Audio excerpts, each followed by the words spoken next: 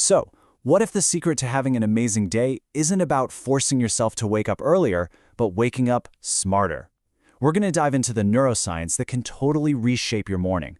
And it's all about learning how to work with your brain's natural wiring instead of fighting against it. Okay, let's start with a feeling we all know. That horrible, blaring sound of an alarm clock, right? It just rips you out of sleep, your heart starts pounding. You know that awful feeling?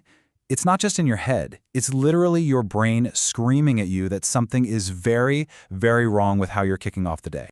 Neuroscientists actually have a name for what that alarm does. They call it a jerk start for your brain's engine. And it's exactly what it sounds like. Instead of a nice, smooth transition, you're just slamming the whole system into high gear. And believe me, that can cause some serious performance-killing damage that lasts the entire day. Think about it like driving a car. Waking up naturally is like smoothly shifting from neutral to first to second. You get the idea. But an alarm clock? That's like going from neutral straight into fifth gear. It's this violent jolt that can totally sabotage your focus and your energy for hours and hours to come. Okay, so how do we fix this, right? It all starts with understanding our brain's natural rhythms, or what scientists call brain waves. So this is the journey your brain is supposed to take. You gently move from that deep sleep delta state through the super creative theta state, then into the calm, reflective alpha state, and finally, you land in the awake and engaged beta state. But that alarm clock, it makes you skip the two most powerful stages for priming your day, theta and alpha. You're literally being robbed of your own natural creativity and calm, and just thrown straight into high alert. You know that theta state is sometimes called the suggestible state. It's this golden window of opportunity, really. It's a moment when your subconscious mind is just wide open and incredibly receptive to new ideas. This is the absolute perfect time to program your day with your goals and your intentions. So, the big question is, how do we protect that crucial window? Let's get really practical here with a solution that puts all this science into action. It's a super simple framework called movers, and it's designed to help you leverage these powerful brain states right at the start of your day. So the movers method is a sequence designed to just ease you through those brain states. Meditation and oxygenation, well, they help you generate those calming alpha waves. Visualization taps directly into that powerful, suggestible theta state. Exercise gets the blood flowing to your brain, and reading and scribing prime your mind with positive, focused input. And the best part? Each step can be just a few minutes. It's a totally manageable routine to get your day started by working with your brain, not against it. Now, I get it. You might be a little skeptical, especially about that visualization part. Can just thinking about something really have a physical effect on your brain? Well, the science here is pretty shocking. Let's talk about this really fascinating study that was done with piano players, because it answers this exact question. So, researchers took a bunch of people and split them into two groups. The first group physically practiced a piano piece, every single day.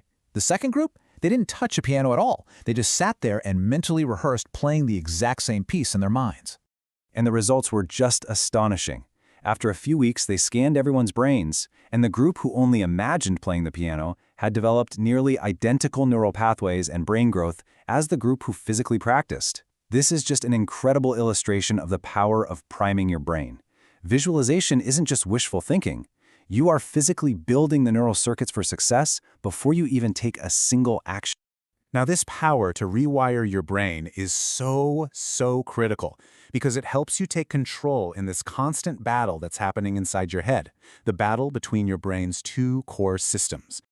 This slide really breaks down that daily tug-of-war. On one side, you've got your primitive limbic system. Let's call it the watchman. Its only job is to scan for threats and react instantly. On the other side is your more evolved frontal cortex, your inner CEO. And that part is responsible for logic, emotional control, and making conscious choices. But here's the thing. For most of us, that watchman is running the show up to 80% of the time. It keeps us in this constant state of reaction, fear, and self-doubt. It's always looking for what could possibly go wrong. And the influence of that watchman is huge. It's why a staggering 95% of people identify as procrastinators. That watchman is wired for survival, which means saving energy and avoiding anything that feels difficult or threatening. Procrastination is just your watchman trying to keep you safe from a tough task.